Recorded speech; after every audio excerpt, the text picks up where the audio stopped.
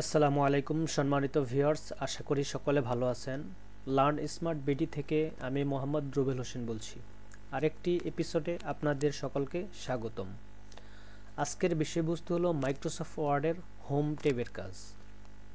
তো চলুন কথা না বাড়িয়ে মূল ভিডিওতে চলে যাই, এবং যারা আমার চ্যানেলে নতুন আসছেন অবশ্যই চ্যানেলটিকে সাবস্ক্রাইব করে দিবেন এবং পাশে থাকা বেল আইকনটি বাজিয়ে দিবেন। তো লেটস গেট স্টার্ট।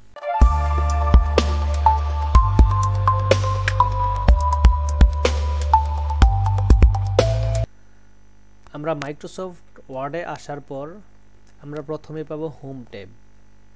এগুলাকে একটাকে বলা হয় tab. Home tab, insert tab, design, layout, এগুলাকে বলা হয় ট্যাব।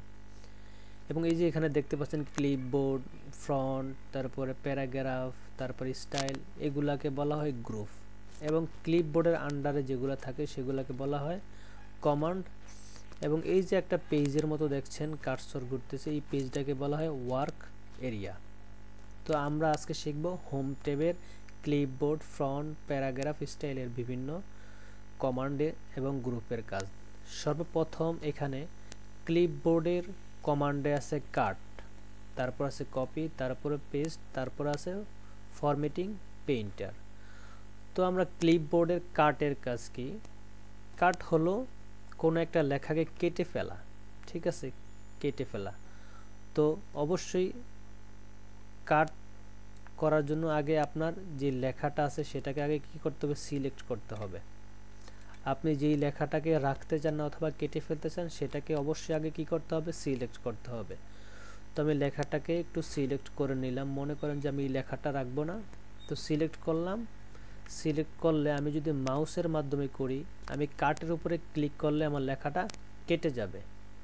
আর আপনি যদি কিবোর্ডের মাধ্যমে শর্টকাটে করতে চান তাহলে Ctrl+X চাপলেই আপনার লেখাটা কি হয়ে যাবে? কাট হয়ে যাবে।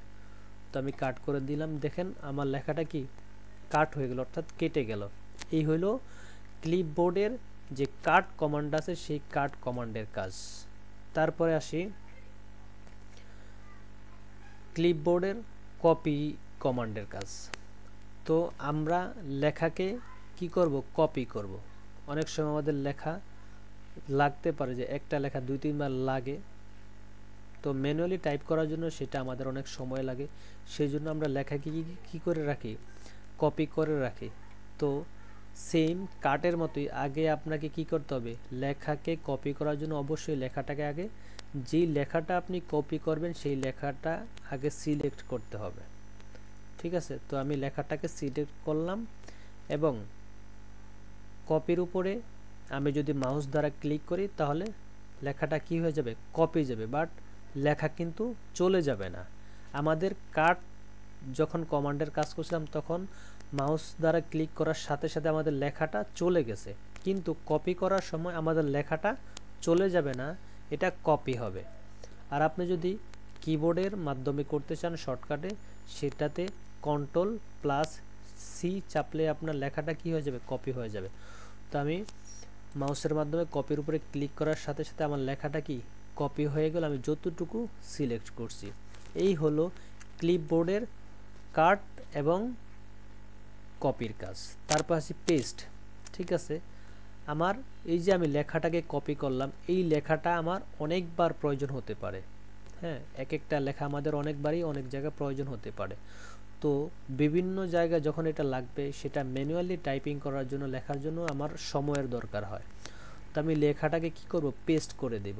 মনে করেন যে আমি কার্সরটা যেই জায়গায় রাখবো, হ্যাঁ, আমি কার্সরটা যেই জায়গায় রাখবো সেই জায়গায় আমার লেখাটা কি হবে? পেস্ট হবে। তো আমি কার্সরটা এই জায়গায় রাখলাম, এই যে লাফাচ্ছে এই জায়গায় মনে করেন আমার কার্সরটা আছে, এবং আমি পেস্টের উপরে চাপ দিলাম, আমার লেখাটা কি হয়ে গেল? পেস্ট হয়ে গেল। মনে করেন এই লেখাটা আমার এই জায়গায় দরকার, আমার কার্সরটা যেই জায়গায় আছে এই জায়গায় আমার লেখাটা প্রয়োজন। তো আমি কি করলাম? মাউসের উপর একটা ক্লিক করলাম, আমার লেখাটা কি পেস্ট হয়ে গেল। আপনি মনে করেন আপনার লেখাটা এই জায়গায় প্রয়োজন, আপনি যদি কিবোর্ডের মাধ্যমে শর্টকাটে করতে চান তাহলে Ctrl+V চাপলেই কি হয়ে যাবে? আপনার লেখাটা পেস্ট হয়ে যাবে। এই হলো ক্লিপবোর্ডের কাট, কপি এবং পেস্টের কাজ। তারপরে আছে আমাদের ফরম্যাট পেইন্টার, ঠিক আছে। এই ফরম্যাট প্রিন্টারের কাজ কি, তেমন একটা আমাদের যারা ওয়ার্ডে কাজ করি এটা আমাদের খুব প্রয়োজন পড়ে না, তাই ফরম্যাট প্রিন্টারটা আমরা বাদ দিয়ে দিলাম। তারপরে দেখেন এই যে ক্লিপবোর্ডের নিচে একটা অ্যারো চিহ্ন আছে, আমরা এটার সাথে ক্লিক করার সাথে সাথে আমাদের এখানে একটা ক্লিপবোর্ড তৈরি হয়েছে। ঠিক আছে, এই যে দেখেন পেজের মতো একটা আলাদাভাবে একটা ঘর তৈরি হয়েছে। এখানে আমাদের যে লেখাগুলা কাট হয়ে যায় বা পেস্ট করি, যেগুলা কপি করি, সেই লেখাগুলো এসে এখানে জমা হয়, এটাকে বলা হয় ক্লিপবোর্ড। ঠিক আছে, তো আমরা জানলাম কপি, কাট এবং পেস্ট কিভাবে করে। তারপরে রয়েছে হোম ট্যাবের প্যারাগ্রাফের কাজ। প্যারাগ্রাফ বিষয়ে জানাটা খুবই ইম্পর্টেন্ট। ঠিক আছে, তার প্রথমে আছে দেখেন এখানে আছে বুলেটস। হ্যাঁ, আপনি কোনো লেখার সাথে বুলেটস দিতে চান, যেমন মনে করেন যে আমি লিখলাম RUBEL KMAL JMAL RAISA। মনে করেন যে এরকম লিখলাম, এখন আমার লেখাগুলাকে বুলেটস দেওয়ার জন্য এটাকে ব্যবহার করব। এখানে দেখেন দেখেন আমি কার্সর রাখার সাথে সাথে বুলেটসগুলো চলে আসছে। লেখার কত সৌন্দর্য। হ্যাঁ, আপনি এগুলা দিয়ে আপনার লেখাকে সৌন্দর্য বাড়াতে পারেন। তারপরে ডিফাইন নিউ বুলেটস, আপনি এখান থেকে যে কোনো বুলেটস নিতে পারেন, এখান থেকে যে কোনো সিম্বল নিয়ে আপনি কি করতে পারেন, মনে করেন যে আরটাই নিলাম, তারপরে ওকে দিলাম, এখান থেকে ওকে দিলাম, দেখেন হারটা চলে আসে। হ্যাঁ, এখান থেকে আবার গেলাম, এই যে আপনি এখান থেকে যে কোনোভাবে নিতে পারেন। তারপরে এখানে গেলাম, পিকচার আপনি নিতে পারেন যদি আপনার পিকচার থাকে। ঠিক আছে, ফ্রন্ট সাইজ আপনি এখান থেকে চেঞ্জ করে নিয়ে যেতে পারেন। তো তারপর মনে করেন যে আমি এখান থেকে এটা নিলাম, বাস ওকে দিলাম, আবার ওকে দিলাম, বাস হয়ে গেল। ঠিক আছে, এগুলো এখানে বুলেটগুলার কাজ। তারপরে এখানে আরও আছে, এটাও নাম্বারিং বুলেটস। ঠিক আছে, তো এখানে ক্লিক করার সাথে দেখেন আমার লেখার যে 1 2 3 হয়ে যাচ্ছে, কীভাবে বুলেটসগুলো দেওয়া আছে। তারপরে এখান থেকে আপনি যে কোনো নাম্বার যে কোনোভাবে ফার্স্ট, হ্যাঁ ওকে দিলাম, বাস ফার্স্ট, সেকেন্ড, থার্ড, ফোর্থ আপনি এখান থেকে চাইলে এইভাবে করে নিতে পারেন। তারপরে এখানে আবার আছে মাল্টি লাইভ লিস্ট। ঠিক আছে, এখান থেকে মনে করেন যে আমি লেখাটাকে আগে সিলেক্ট করা তো অবশ্যই আছে, এখান থেকে আমি এটা সিলেক্ট করলাম, দেখেন আমার লেখাগুলো একটু বাঁকা স্টাইলে হয়ে যাচ্ছে। হ্যাঁ, আবার মনে করেন যে এটা দিয়ে দিলাম, এই যে মানে আমার বুলেটসগুলো একটু বাঁকা হচ্ছে, নামগুলোও একটু বাঁকা বাঁকা হচ্ছে। ঠিক আছে, এই হলো বুলেটসের কাজ। তারপরে আছে অ্যালাইনমেন্ট। অ্যালাইনমেন্টটা খুবই জরুরি একটা জিনিস বা খুবই ইম্পর্টেন্ট একটা জিনিস। ঠিক আছে, অ্যালাইনমেন্ট হলো মনে করেন যে আমি লেখাটাকে লেফট, রাইট বা মিডল করা। হ্যাঁ, প্রথমে আছে অ্যালাইন লেফট, অর্থাৎ লেখাগুলোকে লেফট করা। ঠিক আছে, মানে যে বাম সাইডে রাখা। হ্যাঁ, এটার উপরে যদি আপনি ক্লিক করেন আপনার লেখাগুলো কি সবসময় বামই থাকবে। ঠিক আছে, তারপরে আছে দেখেন সেন্টার অ্যালাইনমেন্ট, আপনি লেখাগুলো এটার উপরে সিলেক্ট করে লেখাগুলো সিলেক্ট করে সেন্টার অ্যালাইনমেন্ট দিলে আমার লেখাগুলো মাঝখানে চলে গেল। তারপরে আপনি যদি অ্যালাইন রাইটে দেন, দেখেন আমার লেখাগুলো ডাইন পাশে চলে গেল। ঠিক আছে, তারপরে আপনি যদি জাস্টিফাই অর্থাৎ এটাতে দেন, তাহলে আপনার লেখাগুলা আগের মতো চলে আসলে। এই হলো অ্যালাইনমেন্টের কাজ। তারপরে এখানে আছে লাইন স্পেসিং। ঠিক আছে, মানে অর্থাৎ প্যারাগ্রাফ স্পেসিং, আপনার লাইনের দূরত্ব কত হবে, এক একটা লাইনের দূরত্ব কত হবে, লেখাগুলো সিলেক্ট করে এখান থেকে আপনি যে কোনো সাইজ বা মানে চেঞ্জ করে নিতে পারেন। হ্যাঁ, তারপরে লেখাগুলো একটু সিলেক্ট করে রাখলাম। তারপরে এখানে আছে ট্যাবের কাজ, মানে আমরা ওই যে কিবোর্ডের মাধ্যমে যে ট্যাব দিয়ে কাজ করি, রাইটে নেওয়া, একদিকে আরেকদিকে নেওয়া, ওই দেখেন, তারপরে বামে নেওয়া, লেফটে নেওয়া, এই আর কি। তারপর আছে এখানে আছে থিম কালার্স। আপনি যেই লেখাটুকু যতটুকু সিলেক্ট করেন এই থিম কালারগুলো কেমন হবে, মোর কালার এখান থেকে আপনি সিলেক্ট করে নিতে পারেন। তারপর এখানে আছে বর্ডার, আপনি লেখার বর্ডার দেওয়া। ঠিক আছে, লেখার বর্ডার দেওয়ার জন্য আপনি মনে করেন যে আপনার রাইটে একটা বর্ডার দরকার, রাইটে একটা বর্ডার দিলাম। তারপরে মনে করেন যে লেফট একটা বর্ডার দরকার, লেফট একটা বর্ডার দিলাম। তার মনে করেন যে টপ একটা বর্ডার, দেখেন আমার একটা বর্ডারের মাধ্যমে আমার লেখাগুলো চলে আসছে। হ্যাঁ, এখানে যে দেখলে আপনি আবার ড্র আপনি আঁকতেও পারবেন।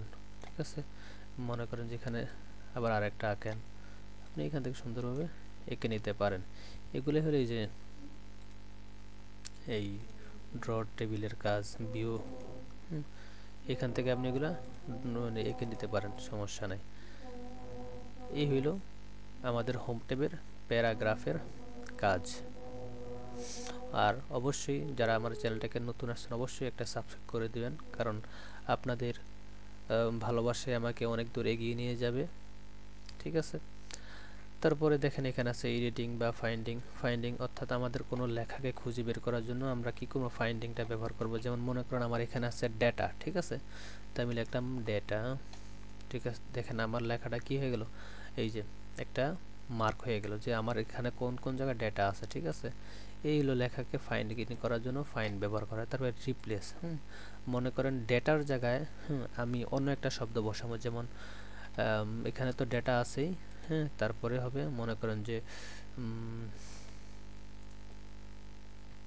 কামাল, তারপরে আমি নেক্সটে দিলাম ইয়েস। দেখেন আমার ডেটার জায়গায় কামাল হয়ে গেছে। এই হলো মানে রিপ্লেস এর কাজ। তারপর আছে সিলেক্ট, আপনি সিলেক্ট অল, এখানে সব সিলেক্ট করতে পারবেন। এই হলো টোটালি মনে করেন যে বেশি একটা কাজ নেই। এই হলো টোটালি মাইক্রোসফট ওয়ার্ডের home tab, clipboard, front, paragraph, editing. আর এখানে যে স্টাইল সব মানে গ্রুপটা আছে, এখানে মনে করেন যে আপনি বিভিন্ন স্টাইলে লেখাগুলো নিতে পারলেন, এই আর কি। এটা তেমন একটা ইম্পর্টেন্ট কাজ না। তো এই ছিল মাইক্রোসফট ওয়ার্ডের হোম ট্যাবের কাজ। যারা না বুঝছেন অবশ্যই কমেন্ট করবেন, এবং ভিডিওটা যদি ভালো লাগে অবশ্যই আপনার বন্ধুদের সাথে শেয়ার করবেন এবং আমার চ্যানেলটাকে সাবস্ক্রাইব করে দিবেন। সে পর্যন্ত ভালো থাকুন, নেক্সট ভিডিও পর্যন্ত দোয়া রইল। আল্লাহ হাফেজ, দেখা হচ্ছে অন্য কোনো ভিডিওতে। এখন আমরা মাইক্রোসফট ওয়ার্ডের হোম ট্যাবের ফ্রন্ট গ্রুপের বিভিন্ন কমান্ড সম্পর্কে জানব। তো সর্বপ্রথম এখানে আছে ফ্রন্ট। ঠিক আছে, আমাদের কোনো লেখা ফ্রন্ট চেঞ্জ করার জন্য অবশ্যই আমাদের এই ফ্রন্টের কাজ জানতে হবে। ফ্রন্ট চেঞ্জ করার জন্য আগে অবশ্যই আপনার লেখাটাকে সিলেক্ট করে নিতে হবে। তো আমি লেখাটাকে সিলেক্ট করে নিলাম, দেন ফ্রন্টের অ্যারো চিহ্নতে ক্লিক করার সাথে সাথে দেখেন আমার লেখাটা ফ্রন্ট আকার অনুযায়ী চেঞ্জ হচ্ছে। ঠিক আছে, এইভাবেই আপনারা চাইলে ফ্রন্টকে চেঞ্জ করে নিতে পারেন, অথবা আপনাদের যদি নিজস্ব কোনো ফ্রন্ট থাকে এখানে এসে সার্চ করলেই সেটা ফ্রন্টটা এন্টার চাপ দিলে ফ্রন্ট চেঞ্জ হয়ে যাবে। তারপরে আছে ফ্রন্ট সাইজ। ঠিক আছে, আমাদের ফ্রন্ট সাইজ খুবই একটি গুরুত্বপূর্ণ জিনিস, মানে লেখাকে সৌন্দর্য বা মাধুর্য করার জন্য ফ্রন্ট সাইজটা জানতে হবে। তো লেখার ফ্রন্ট সাইজ চেঞ্জ করার জন্য অবশ্যই এই ফ্রন্ট সাইজের যে অ্যারো চিহ্ন বাটন আছে সেটাতে ক্লিক করতে হবে। ক্লিক করার সাথে সাথে এখানে আমার সামনে শো করবে আমি কত ফ্রন্টে দিতে চাই আমার লেখাটাকে। ঠিক আছে, তো আমি এখান থেকে 18 রেখে দিলাম। এই হলো ফ্রন্ট সাইজের দুইটা সিস্টেম। আরও হলো এখানে আছে দেখেন ইনক্রিজ ফ্রন্ট সাইজ, তারপরে আছে ডিক্রিজ ফ্রন্ট সাইজ, অর্থাৎ ছোট বড় করা। এখানে আপনি যদি লেখাটাকে সিলেক্ট করে এই ইনক্রিজ ফ্রন্ট সাইজে দেন তাহলে আপনার লেখাটা এক ফ্রন্ট করে কি হবে, বড় হবে। ঠিক আছে, এই যে এক ফ্রন্ট করে অর্থাৎ 2 পয়েন্ট করে বড় হবে। তারপরে যদি আপনি মাইনাসে দেন, ঠিক আছে, 2 পয়েন্ট করে তারপরে কমে যাচ্ছে। এই হলো কয়েকটা সিস্টেম, ফ্রন্ট চেঞ্জ, ছোট বড় করা, ফ্রন্ট চেঞ্জ করা। তারপরে আছে কেস চেঞ্জ অর্থাৎ চেঞ্জ কেস। আপনি লেখার যে কেসগুলো আছে, যেমন এখানে আপনি যদি লেখাটাকে সিলেক্ট করে লয়ার কেসে দেন আপনার সকল ওয়ার্ডগুলো বা অক্ষরগুলো কী হবে, একদম ছোট হয়ে যাবে। প্রত্যেকটা আপার কেসে দিলে আপনার প্রত্যেকটা অক্ষর প্রত্যেকটা শব্দ বড় হয়ে যাবে। ক্যাপিটালাইজ ইচ ওয়ার্ড অর্থাৎ এটা যদি দেন আপনার প্রত্যেকটা শব্দের প্রথম অক্ষর বড় হয়ে যাবে।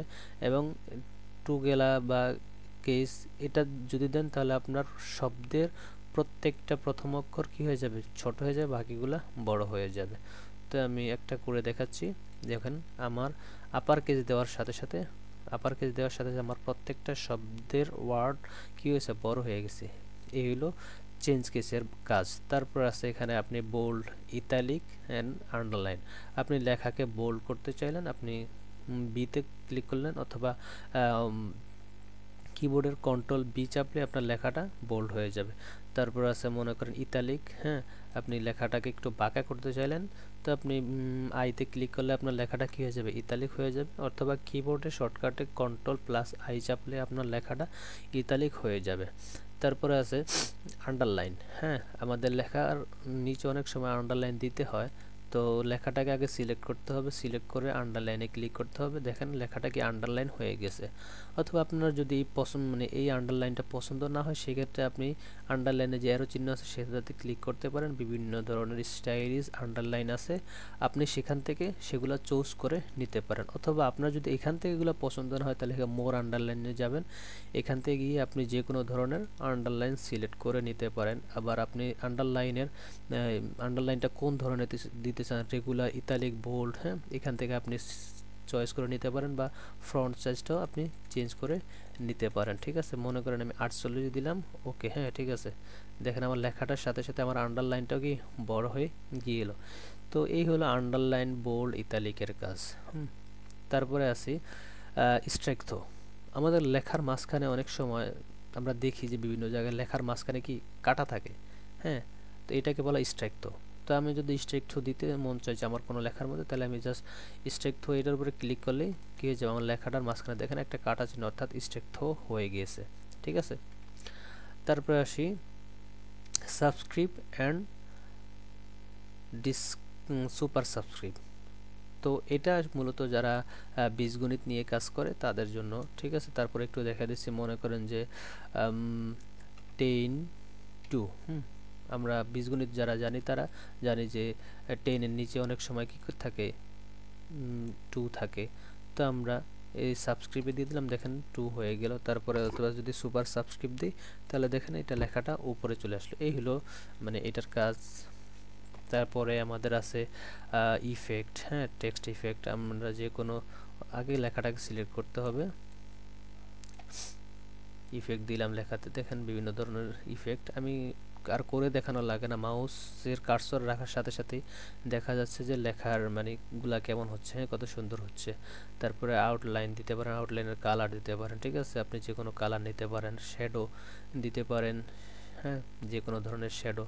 তারপরে রিফ্লেকশন দিতে পারেন আপনার লেখার, হ্যাঁ, লেখাকে সৌন্দর্য করার জন্য এগুলা দিতে পারেন আপনি। তারপর আছে গ্লো। দেখেন কত সুন্দর হচ্ছে, মোর গ্লো কালার, আপনি এখান থেকে যে কোনো কালারও নিতে পারেন। এই হলো ইফেক্টের কাজ, বেশি একটা দরকার নেই, তারপর জানা প্রয়োজন। তারপর আছে মনে করেন এখানে লেখার নিচে কি দিতে পারেন আপনি, টেক্সটের নিচে কালার দিতে পারেন, যে কোনো ধরনের কালার দেখেন লেখার নিচে দিতে পারেন আপনি এগুলা। তারপরে আছে এখানে লেখার উপরে কালার। ঠিক আছে, টেক্সট কালার, আপনি লেখার যে কোনো কালার, মোর কালার এখানে নিতে পারেন। হ্যাঁ, এখানে যে কোনো কালার আপনি নিতে পারেন। মনে করেন যে আমি এটা দিলাম, হ্যাঁ, দেখেন লেখাটা কত সৌন্দর্য দেখা যাচ্ছে। এই হইল মূলত মানে এই যে ফ্রন্ট গ্রুপের বিভিন্ন কমান্ডের কাজ হোম ট্যাবে। ঠিক আছে।